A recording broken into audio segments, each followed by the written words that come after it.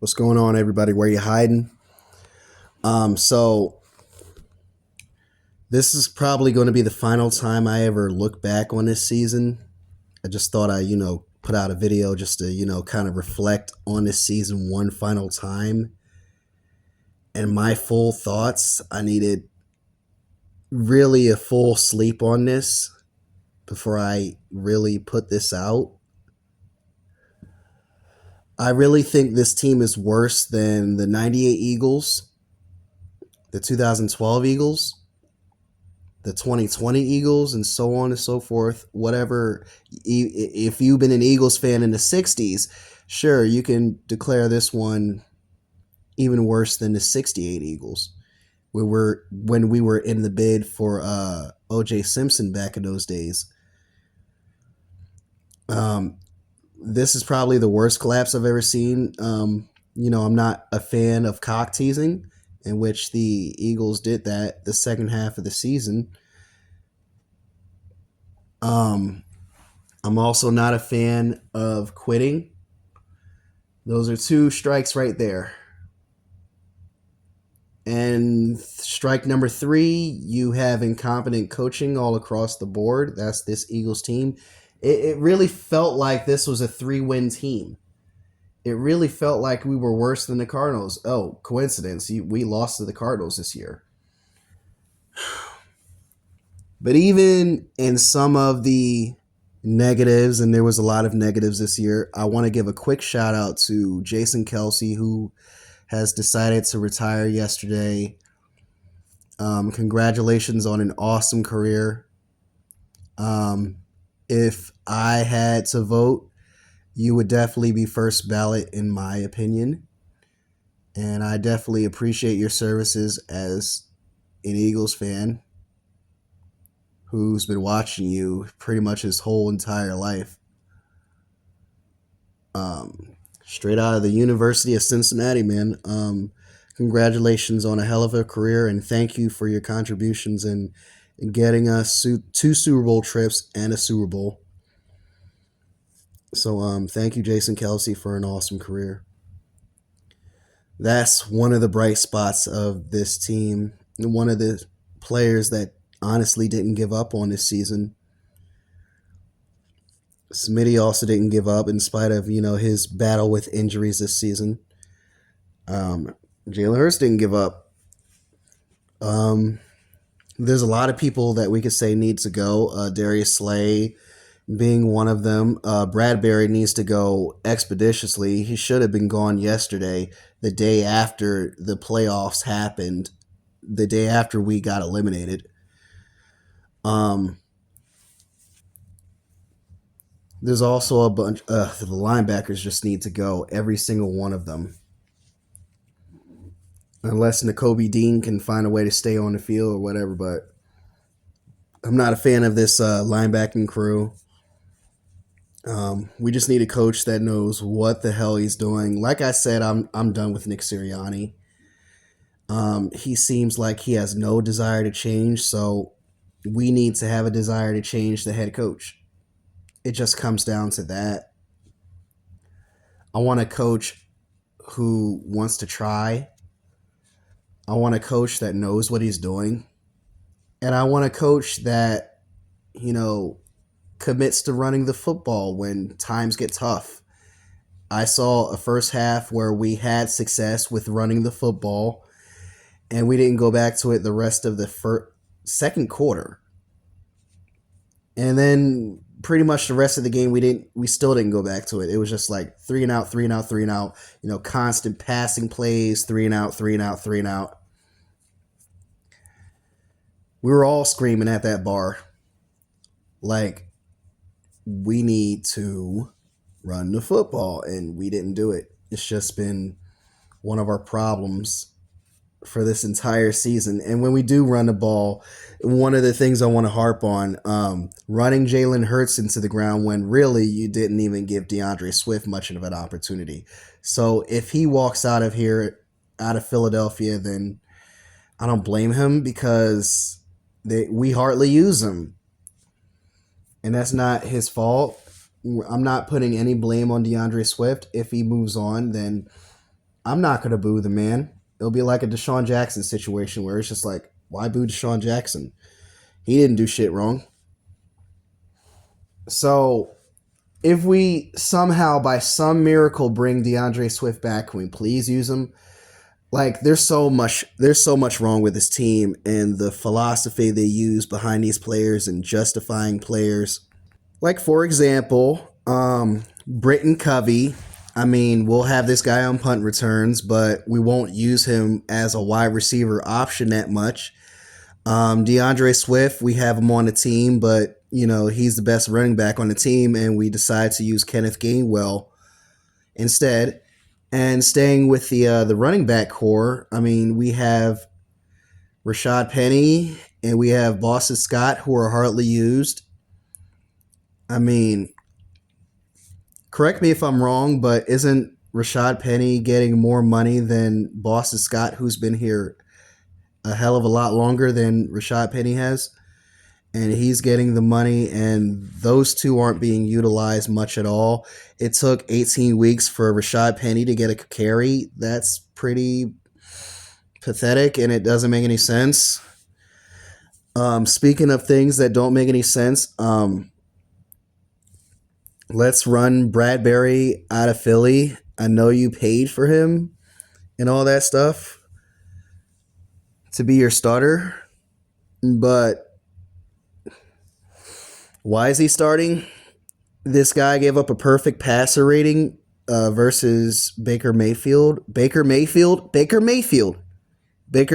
and he's still allowed to, really mess up things on the field and play for us. And Nick Sirianni doesn't want things to change. That is one of the reasons why, that is the main reason why Nick Sirianni really deserves to be fired, because he can't make any adjustments. Nick Sirianni is not an inspirational cat.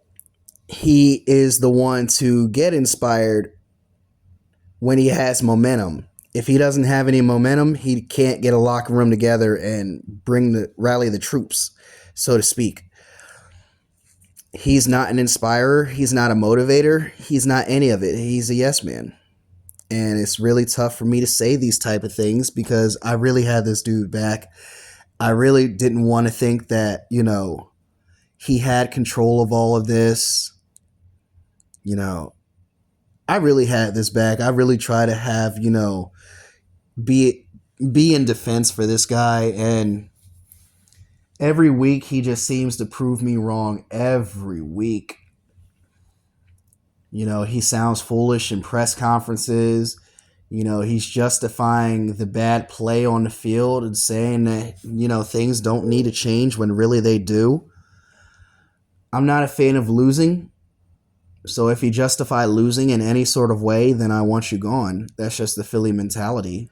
I've had some conversations, some pretty interesting conversations with Big D after this final score in Tampa Bay. So we were kind of going back and forth about, who the next head coach should be. I was like, okay, I'm all for bringing Bill Belichick in. And he's like, okay, let's not go there because he's so old and, he does so terrible without Tom Brady. My kind of spin on the whole thing is, yes, I do want Bill Belichick, a defensive mind who knows how to control a secondary, who knows how to control a linebacker position.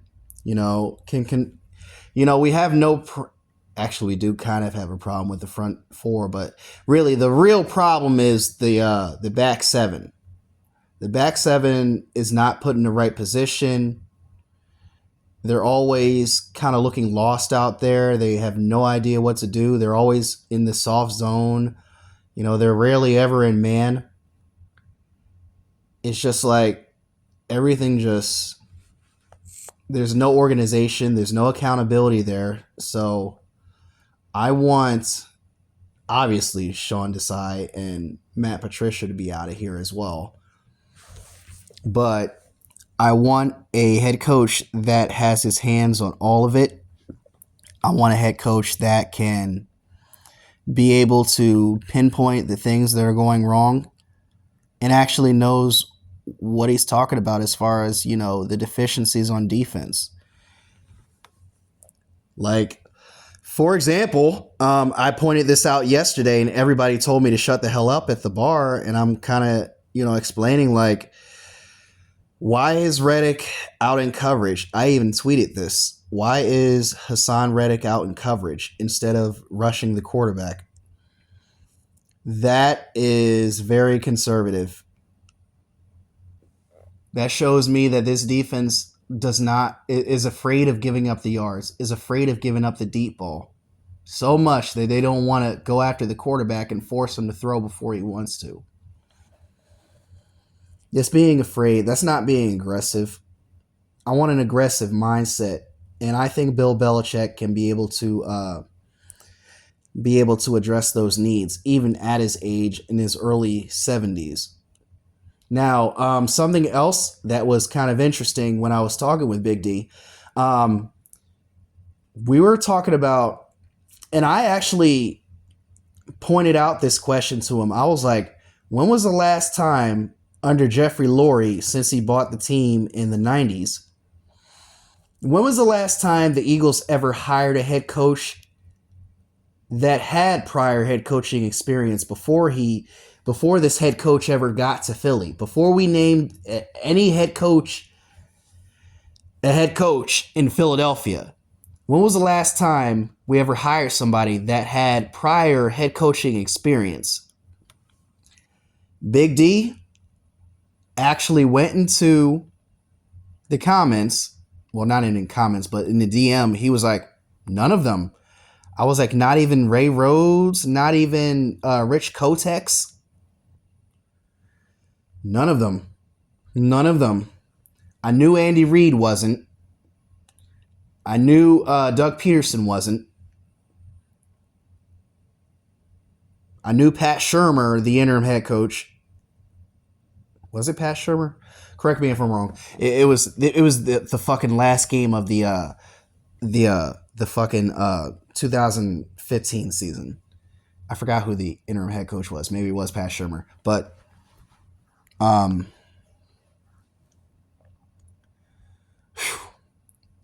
you get where I'm going here. We need to hire a head coach that actually has prior experience, that checks all the boxes, that wants to take accountability and be a leader on this team. Nick Sirianni has to go. I think last night I just grew.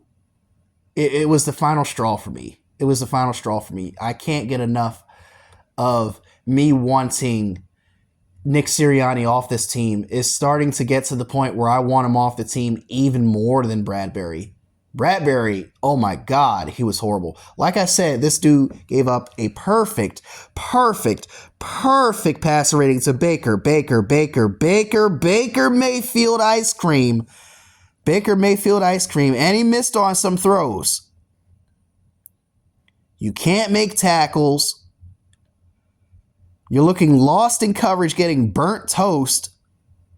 These are simple fundamentals that every quarterback should have. Ship this dude to China. Ship this dude to China, man. I seriously mean that. And yeah, we were kind of happy about this 10-1 start, but we kind of knew that, we needed to point out these deficiencies. We needed to try to get better, and we never did. This is what we're talking about as far as adjustments. And I kind of sympathize, and this is one of the main reasons why, EC1 is my guy here, because we can relate to each other on so many things. I feel you, my guy. I feel you, my nigga. They coming after us for keeping it real. They came after, I swear to God, Simone Stanley and them on the Birds with Broad Street, they were coming after this man, talking about what? I can't come after this team a little bit and criticize the team? Nobody is above criticism. And who are we as Eagles fans? Who are we as Eagles fans to just be like, oh, well, this team, I get we're 10-1. I get we're 8-1, 9-1, 10-1, but we got some things to fix. Oh, we should be happy that we're 10-1. We're winning. We're winning. How dare you try to criticize this team? They labeled us as enemies. They labeled us the entire season when we try to tell them, these fanboys of the fan base, they try to label us as haters. They try to label us as Negadelphians. Negadelphians. Print that in my Vic DiBattista voice. They try to label us as negative fans of the fan base when we were really trying to keep it real with y'all that this team has some problems, and they came back to haunt us at the end of the season. Check this out. You're going to look at that secondary, and they're going to Swiss cheese a secondary, man. Travis Kelce going to go off. You don't even know who all these guys going to go off. We don't even know who's going to the Super Bowl. You don't We're even know supposed to who be talking playing about in the Super Eagles Bowl. now. I mean, I thought we were going to the Super Bowl. I want to go back to the Super Bowl. I thought this I don't stream want to was be Victory stuck. Monday. It's Victory It Monday. is Victory Monday, but there's some That's what I'm concerns trying about to this tell them. team. Like, our Did you get a secondary win ain't even last getting night? play together yet. So because we won the game, we're not supposed to talk It's about the called negative. Okay, Victory all right. Monday for a reason. Can we celebrate one goddamn day? We're 8-1, child. Y'all acting like we 8-1, and we're barely beating football teams, man. 8-1, we're still struggling with the defensive corner. 8-1. I feel you, EC1. I feel you. Go ahead and speak your piece, because they don't want to hear about the things that are kind of wrong with this team that we need to fix. And they came back to haunt us at the end of the season. These are the things that we were trying to avoid at the end of the season, but nobody wanted to hear about that because everybody was so fascinated at the fact that we were 8-1, 9-1, 10-1. Nobody wanted to hear it. Everybody wanted to live in La La Land. If we don't focus on these things, we're going to look like shit. We're going to look like garbage, even versus the measly teams, the bottom-feeding teams of the league, like the Cardinals and the Giants, who are really going through some things. Now we look like we're going through some things. I really want to see if Eagles fans out there are really proud that we had a playoff berth now that we're eliminated. They told us last week, oh, at least we're in the playoffs. That's what some Eagles fans said, not all of them. Oh, but at least we're in the playoffs. You know, there were a lot of fans out there that were, you know, kind of like, I mean, we're in the playoffs. You know, kind of like me. I was like, well, we're in the playoffs. I mean, I really don't know what to think. I'm not really excited for the game or anything. But there were other fans, you know, fanboys of the team, fanboys of the fan base who were just like, okay, well, 0-0, 0-0, buying into the pep talk that the team was talking about, even though our team looked like shit. We don't have to listen. We don't have to buy into everything that the team is doing. That's a special part of being a fan. We don't have to agree with everything that everyone is saying. As far as this fan base goes, as far as this team goes. So it's whatever the team says, we have to, you know, really heed by it and really buy into what they're saying and doing. Here's the reason why you shouldn't. They don't change anything. You want me to buy into everything that the Eagles are talking about? Like everything is going to be A-okay? Show me that you can win. Show me that you can win constantly with the normal recipe, and that you can adjust to anything that any team throws at you. Then I'll start buying into all the pep talk, the Jason Kelce's of the world, the A.J. Browns of the world, the Devontae Smith, everybody who's saying a word, the quotes, the great quotes that Jalen Hurts has given out. And, you know, I'm not really bashing Jalen Hurts or anything, but he's not above criticism either. You want me to buy into everything? You want me to buy into that record that they had at 10-1? Why couldn't we put teams away convincingly? Why weren't we acting like juggernauts and, you know, blowing these teams out, you know, giving ourselves a little bit more of a comfortable game? But no, When it came down to wanting a comfortable win, we never got that. And fans across, the Eagles bar that I was going at, they were like, why are you being so negative? We're still winning all these games. We still have a chance at a 2 seed at the time when we were playing the Cardinals. Still had, the same record as the 49ers at the time. There's a divide in this fan base. There is a real divide in this fan base, and it happens every year that we don't win a Super Bowl. We can fix that with the proper head coaching, with a head coach who knows what the hell he's doing. Nick Sirianni, please get the fuck out. And we can fix this when we're one accord. When we're one accord, this fan base is beautiful. This fan base is a very beautiful, emotional at times fan base. But when we're winning, it's all gravy, Joe. When we're not, it's a divide. And I feel like I have to battle with fans every week. And this is why I have to stay in silence and kind of, take a day or two away from YouTube to kind of really, hear the bantering going on, even on Twitter. And it's an ugly sight. So with that being said, as far as my real feelings on the 2023-2024 Eagles season, I just want to forget all about this. To be honest, I want to forget about this wasted season where we had a bunch of opportunities and a bunch of players, one of the most stacked rosters in the NFL, still a top 3 roster on paper. I mean, sure, we could say top 3 on paper, but none of that matters now because we wasted an opportunity because of a self-destructing coaching regime that we have in Philadelphia. It still goes to show that you can, acquire all the talent in the world and not know how to use it, and we still end up looking like shit. And I've been saying this since day one. We have all this talent, but what does it matter if we don't have the correct coaching? Let's go ahead and put this season to a close, and let's focus on 2024 to 2025.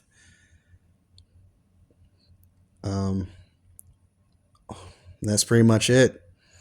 Make sure y'all subscribe to the channel. I appreciate those who have stuck around to this video for this long. But this is really everything I have to say about this Eagles team. Fire everyone on this coaching staff. All 4 of the main guys. All 4 of the main guys. I'm talking about Patricia, Sirianni, you name it. All 4 of them. I can't even name those bozos right now. I can't even name them right now because they're such freaking bozos right now. Eagles, don't waste another season like this. Jason Kelce also retired. Don't waste any more opportunities because you never know when your Super Bowl window will actually close. Let's all come together and let's fix this. Not just as a team, but as a fan base as well. Thank you all for listening, and thank you for letting me speak my piece. Peace out, y'all. Where you hiding?